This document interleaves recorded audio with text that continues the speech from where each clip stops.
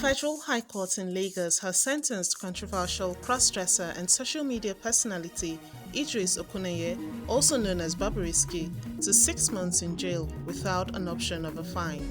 Hi, welcome to What's Happening. These are the top 10 stories.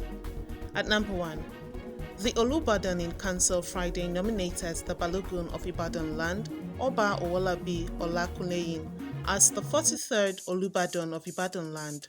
Oba Olakulehin will succeed Oba Lekon Balogun, who died earlier this year. His nomination is also subject to the approval of the Oyo State Governor, Seyi Makinde. Olakulehin's nomination by the council was approved by the Osi Balogun Oba Lateef Adebimpe at the Olubadan Council meeting held at the Olubadan's Palace, Ojaba, Ibadan. After the meeting, the Otun Olubadan of Ibadan land and former governor of the state, High Chief Rashidi Ladoja, told journalists that the choice of the kingmakers has been forwarded to the state governor, who they hope would give his consent. At number 2, the Eko Electricity Distribution Company, EKEDC, has announced the migration of 33 additional feeders to Band A under its franchise area, following approval from the Nigerian Electricity Regulatory Commission, NERC. The discos disclosed this on Friday in a statement by the General Manager of Corporate Communications of EKEDC, Babatunde Lasaki. Some of the feeders are Adeleke Adedoyin, Army Resettlement, British American Tobacco, CIG, Coca, Empire Court, Atim Iyang, Firo, and Freeman, among others. This move comes after NERC announced the removal of subsidy on electricity consumed by Band A customers. Lasaki said customers in these areas can now expect a guaranteed minimum of 20 hours of power supply daily. EKEDC has committed to further improving its services and ensuring stable and uninterrupted power supply across all service bands. At number 3, residents of Ibom Community in Oyon local government area of Kwara State are counting their losses after a heavy rainstorm swept through the area and destroyed several buildings. The national president of Ibonima Descendants Development Union, Barrister A.S. Salami, described the incident as devastating, with many houses swept off or badly damaged. Speaking after an on-the-spot assessment of the devastation, Salami says the economic and normal lifestyle of the entire community had been grounded as the vulnerable victims of the disaster were at loss as to what to do or where to put their heads for safety. He called on the government and charitable organizations to assist the affected residents in this time of crisis. At number 4, the Anambra State Police Command has recovered the 3 remaining bodies of the victims of a boat accident that occurred Wednesday along the River Niger. The tragic incident, which claims the lives of popular Nollywood actor Pope Obumneme Odonwodo, popularly known as Junior Pope, and 4 others, happened as the movie cast and crew were returning to Asaba from a movie location. Police Public Relations Officer of the Anambra State Police Command, Superintendent Tochukwu Ikenga, while making the disclosure, said Marine Police operatives of the command recovered the bodies. 1 body was recovered in the early hours of Friday, while 2 bodies were earlier recovered on Thursday evening.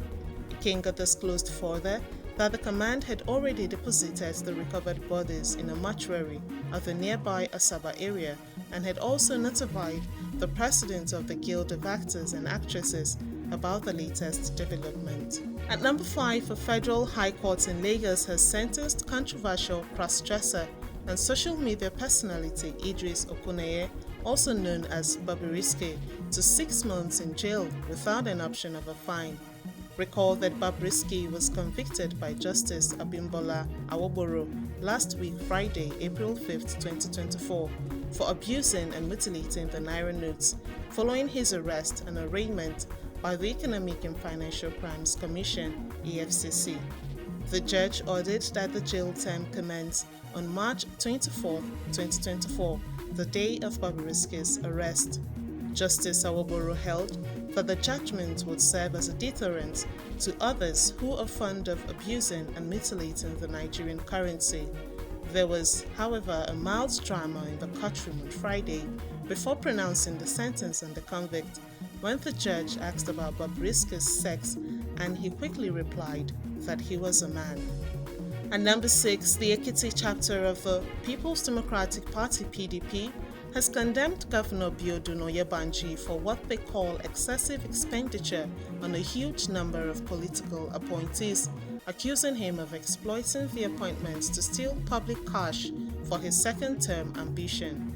The opposition party has expressed worry over the recent hiring of over 110 special assistants, senior special assistants, and technical advisors, claiming it is an attempt to enrich party members at the expense of the state's development. In November 2023, Oyebanji appointed a total of 162 aides, including 79 senior special assistants, 73 special assistants, and 10 technical advisors. Raphael Adeyanju, the PDP's publicity secretary, emphasized the need for the governor to prioritize excellent leadership and people-oriented policies. At number 7, the Nigerian National League (NNL) has appealed for financial assistance from corporate organizations to support the effective running of the second-tier league. NNL chairman George Aluo highlighted that the lack of funds has been a major challenge hindering the league's progress. He expressed appreciation to Alhaji Gusel for his support and appealed for corporate sponsors to emulate GTI's support for the MPFL, particularly in covering referees' indemnity to ensure fair play and better performance on the field. The appeal underscores the league's need for external support to enhance its operations and competitiveness. At number 8, Mali's ruling junta has banned the media from reporting on the activities of political parties and associations. This move follows the suspension of all political activities in the country and raises concerns about freedom of information and expression in Mali. The order issued by Mali's High Authority for Communication was distributed on social media. The notice said it applied to all forms of the media, including television, radio, online and print newspapers. The ban's implications and enforcement remain unclear, prompting responses from journalists, organizations and human rights commissions in Mali, expressing dismay and highlighting the potential negative impact on the country's social climate.